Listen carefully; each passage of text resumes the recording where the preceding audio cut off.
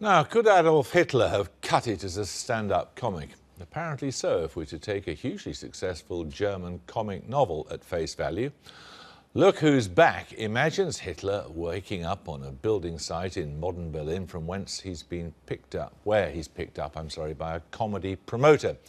German humour is famously no laughing matter, but if modern Germany can see the comic potential in Hitler's boneheaded prejudices, has something changed there?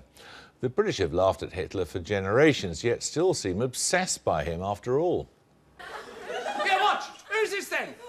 Strike you, but I'll do the funny walk.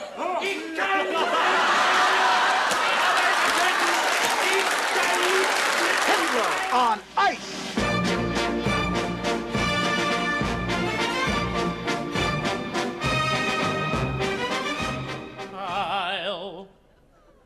Myself, I'll to me. I'm the crowd who's out to change our history. I'll myself, raise your hand. There's no greater dictator in the land. Wo ist denn da jetzt dieser Dings? Sie wissen schon, dieser kleine... Wieso denn der? Weg, weg, weg, weg, weg. Ich sag Ihnen doch, kriegsentscheidend ist nicht, wie groß ein Bart ist, sondern wie fanatisch man ihn schneidet. Na, endlich. Now, can you guess which one of those was the advertisement for the book Look Who's Back? Timur Vermes is the author, and Sophie Hardak is a German author and journalist working in the UK. What do you think the success of this book tells us about Germany? Hard to say. It's obviously I think it's something new for Germans, mostly because I think it's telling the story of Hitler without telling what you should think of it. You should have your own opinion, and this is something unusual for Germans, I think. What's your feeling about it? Well, I read the book and I felt that for a satire, it wasn't quite as successful as the other examples we've seen. And for me, the difference was that if you look at Monty Python or, the producers, we're sort of laughing at Hitler, it's making fun of Hitler. With this book, I felt it isn't really making fun of Hitler. And I'm not entirely sure, are we making fun of modern Germany? Is it meant to be a social satire? Is it a critique? It wasn't quite clear who the butt of the joke was, but it wasn't that feeling of we are ridiculing the Nazis and thereby, taking them down a peg or something. What was your intention? The first intention was having fun writing it, but quite soon I noticed that it was something different. It was not making fun of Hitler, of course. It was just showing his thoughts and showing the funny conflict with the modern society and the difficulties in finding out who he was, that all the people he's encountering are not able to discover the real Hitler in this Hitler.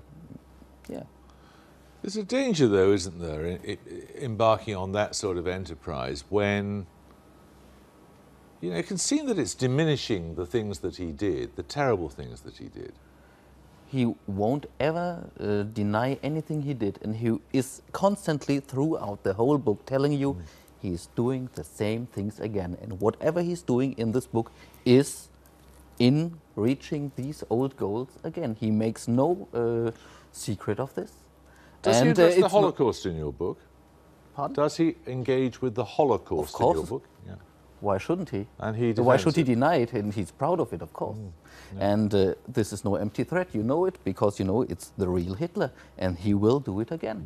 That's the scary part in the book. Do you think it's easy for Germans to laugh at Hitler?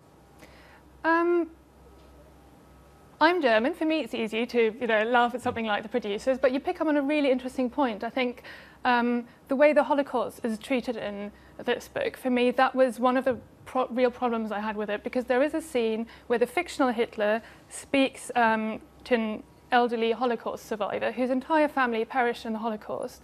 And her granddaughter is his secretary, and he goes and sees this elderly lady, and we only hear this from the fictional Hitler's perspective, and he then says, well, but actually after I told her that her granddaughter was such a great assistant and praised her, you know, she actually came around and she was fine with it. And I felt in that scene, who's the butt of the joke? Who's the one who's shown as gullible? Actually, we're being encouraged to laugh at this elderly Holocaust survivor when they're real, you know, living Holocaust survivors who we could be listening to instead telling their stories. So why am I reading this, you know, supposedly satirical novel? So it wasn't so much, are we allowed to laugh at Hitler? It was more like, who are we being encouraged to laugh at here?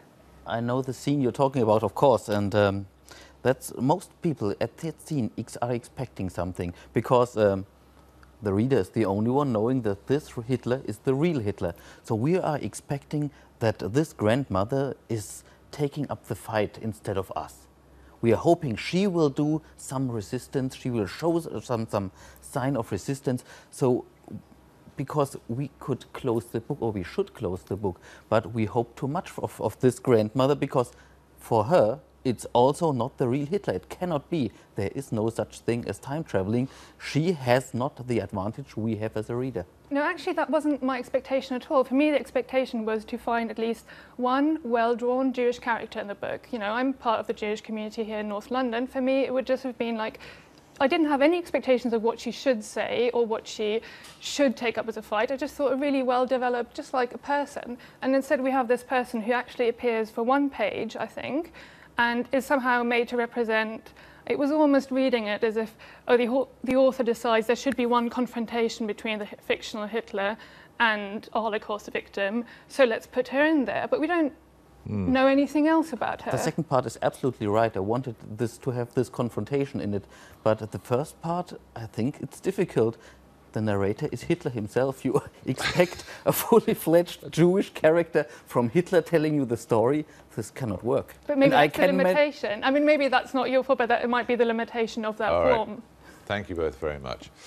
A couple of tomorrow morning's front pages now. The Daily Telegraph